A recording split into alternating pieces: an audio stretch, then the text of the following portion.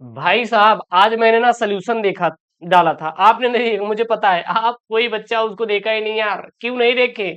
उसमें पूरा मैंने सोल्यूशन बताया और ये एकदम वायरल पेपर लेकर आया हूँ आपके लिए, एकदम छापने वाला। जाकर छापिएगा, 95 पक्का करिएगा, बस पेपर पढ़े और कुछ मत करिएगा। जितने भी मैं पेपर ला रहा हूँ डेली एक दो पेपर तैयार करो बैठ के आराम से हिंदी का, और कुछ नहीं करना है। और इसके साथ साथ फिजिक्स केमिस्ट्री बायोलॉजी जो भी मिले सब धुआं धुआं एकदम पलट के खत्म कर दीजिएगा, ठीक है ना। चलिए यहाँ पे देखेंगे सर, ये आज का पेपर कोड हमारा 302 जेडीएस पेपर कोड है। 100 नंबर का क्या रहेगा, पूर्णांक रहेगा। कितना भैया, 100 नंबर का करेगा पूर्णांक रहेगा। यह सामान्य हिंदी का पेपर है सर। किसका हिंदी है, सामान्य हिंदी का सर हमारा ये पेपर है, ठीक है ना। समय जो आपको मिलने वाला है 3 घंटे सर 15 मिनट का आपको टाइम मिलेगा, और इसी 3 घंटे 15 मिनट में आपको फोड़ना है सर, 100 में 100 अंक फोड़ना है सर। 100 आउट ऑफ 100 आपको फोड़ना है। आप देखेंगे sir same to same pattern पर आने वाला है आपका, जो मैं आपको यहाँ पे बुलाया हूँ सेम टू सेम पैटर्न पर। कुछ निर्देश दिए गए हैं कि प्रारंभ के जो 15 मिनट है आपको प्रश्न पत्र पढ़ने के लिए क्या है सर, निर्धारित है। इस प्रश्न पत्र में सर 2 खंड हैं, दोनों खंडों के सभी प्रश्नों का उत्तर देना सर आपके लिए क्या रहेगा, अनिवार्य रहेगा, ठीक है ना।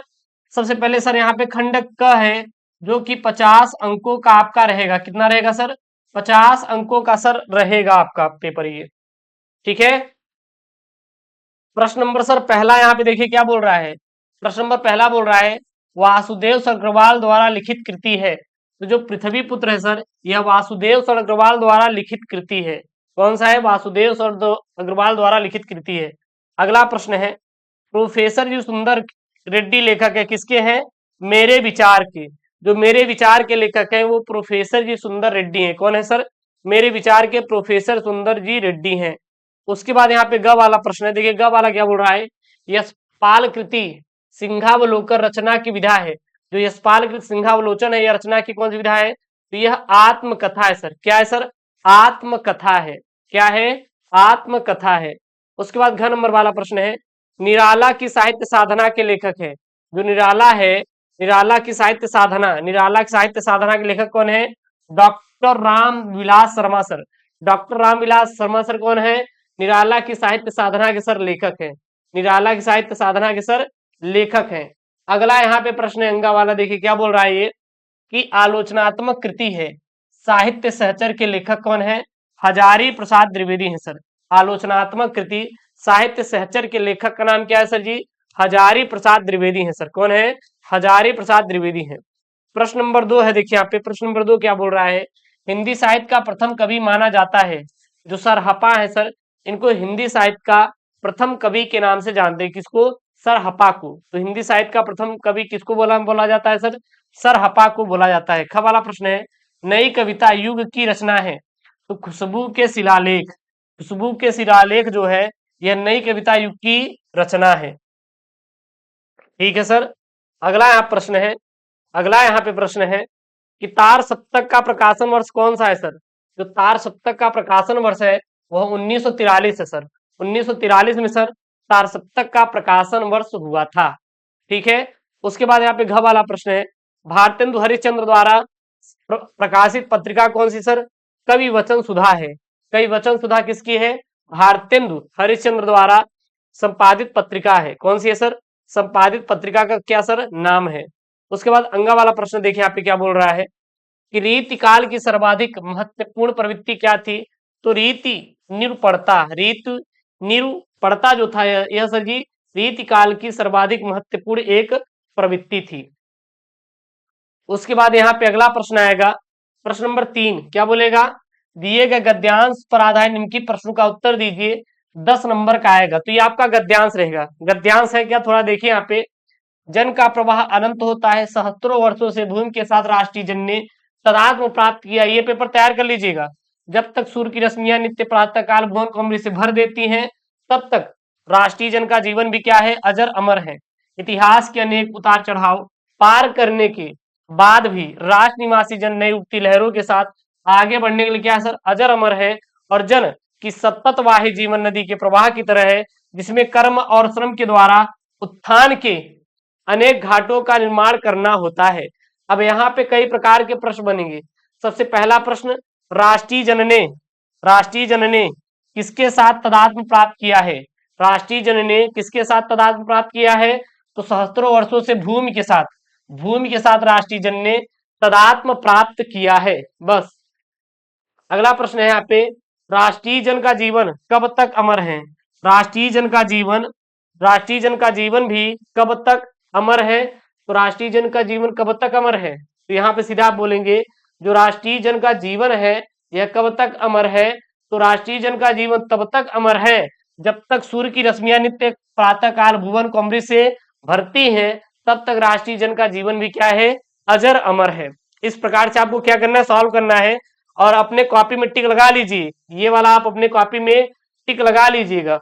उसके बाद यहाँ पे है, जन का सततवाही जीवन किस तरह है? जन का सततवाही जीवन किस तरह है? तो जो जन का सततवाही जीवन है वो नदी के प्रवाह की तरह है। नदी के प्रवाह की तरह है। तो जन का सततवाही जीवन किसके तरह है? नदी के प्रवाह की तरह है सर। नोट कर लीजिए। अगला यहाँ पे प्रश्न है, रेखांकित अंश की व्याख्या। अब रेखांकित अंश की व्याख्या सर बात करें तो बस इसी को आप बढ़ा चढ़ा के लिख दीजिएगा। यहाँ पे नीचे लाइनिंग की गई है, इसी को बढ़ा चढ़ा के लिख देंगे, काम खत्म और आपको कुछ भी करने की जरूरत बिल्कुल भी नहीं है। उसके बाद गद्यांश का शीर्षक और लेखक का नाम, तो राष्ट्र का स्वरूप से लिया गया। शीर्षक क्या है? राष्ट्र का स्वरूप है सर। राष्ट्र का सर स्वरूप है, स्वरूप है सर। लेखक का नाम सर वासुदेव शरण अग्रवाल है सर। वासुदेव शरण अग्रवाल भाई साहब है सर, अग्रवाल जी हैं। नोट कर लीजिए, इंपॉर्टेंट है, पेपर में आएगा, छाप दीजिएगा। उसके बाद अथवा मान लीजिए वो नहीं आया तो अथवा में ये कर सकते हैं, वो अगर आपको गद्यांश नहीं आ रहा है तो ये वाला गद्यांश कर सकते हैं। तो कई महीने बाद आए थे, सुबह चाय पीकर अखबार देख रहा था कि वे तूफान की तरह मेरे कमरे में घुसे, साइक्लोन की तरह मुझे अपनी भुजाओं में जकड़ा, तो मुझे धृतराष्ट्र की भुजाओं में जकड़े भीम के पुतले की याद आ गई। यह धृतराष्ट्र की ही जगड़ थी। अंधे धृतराष्ट्र ने टटोलते हुए पूछा, कहाँ है भीम? आ बेटा, तुझे कलेजे से लगा लूं। और जब भीम का पुतला उनकी जकड़ में आ गया तो उन्होंने प्राणघाती स्नेह से उसे जकड़ कर क्या कर दिया? चूर कर दिया। अब यहाँ पे पहला प्रश्न है, क किस तरह कमरे में घुसे और उन्होंने किस तरह अपनी भुजाओं में पकड़ा या जकड़ा? तो जो क थे वो साइक्लोन की तरह घुसे और मुझे अपने भुजाओं में, देखिए वो तूफान की तरह घुसे और साइक्लोन की तरह अपनी भुजाओं में जकड़ा। यानी कि जैसे तूफान जब घुसता है और साइक्लोन बना के वो पूरा तहस नहस कर देता है, उसी प्रकार जो क थे वो कई महीने बाद आए और तूफान की तरह घुसे और साइक्लोन की तरह मुझे अपनी भुजाओं में जकड़ा। मुझे किसके पुतले की याद आ गई? तो भाई साहब मुझे मुझे मुझे मुझे धृतराष्ट्र की भुजाओं में जकड़े हुए पुतले की याद आ गई। तो पेपर में जब क्वेश्चन करिएगा ना, ये ट्रिक अप्लाई करके करिएगा, हो जाएगा। आप बिल्कुल चिंता मत करिएगा, आपको टेंशन नहीं लेना है कि सर नहीं होगा, हर एक प्रश्न हो जाएगा। केवल आपको क्या करना है, बस जो मैं ट्रिक बता रहा हूँ ये अप्लाई करना है।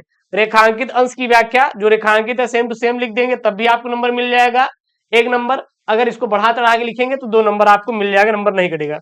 फिर धृतराष्ट्र ने पुतले के साथ क्या किया था? तो जो धृतराष्ट्र थे वो पुतले के साथ क्या किए थे? वो पुतले को क्या किया था? पकड़कर चकनाचूर कर दिया था। देखिए जब भीम का पुतला उनकी जकड़ में आया तो उन्होंने प्राणघाती स्नेह से उसे पकड़कर क्या कर दिया? चूर कर दिया। फिर दिए गए पद्यांश का शीर्षक, लेखक का नाम, इसको आप खुद से कर लीजिएगा, ठीक है ना। उसके बाद यहाँ पे आपका पद्यांश आएगा। अब ये देखिए यहाँ पे पद्यांश है क्या, मेरे प्यारे नव जल से कंज से नेत्र वाले, जाके न आए मधुबन से न भेजा संदेशा, मैं रो रो के प्रिय प्रिय विरह में बावली हो रहा हूँ, जाके मेरी दुख कथा श्याम को तू सुना दे। ये 10 नंबर का पेपर में आएगा। मैं कई बार इसको मैं बताया हूं और ये आपके पेपर में हर साल आता है। यहाँ पे देखिए राधा, राधा किसके द्वारा कृष्ण को संदेश भिजवाती हैं? तो जो राधा जी हैं यह मनु के द्वारा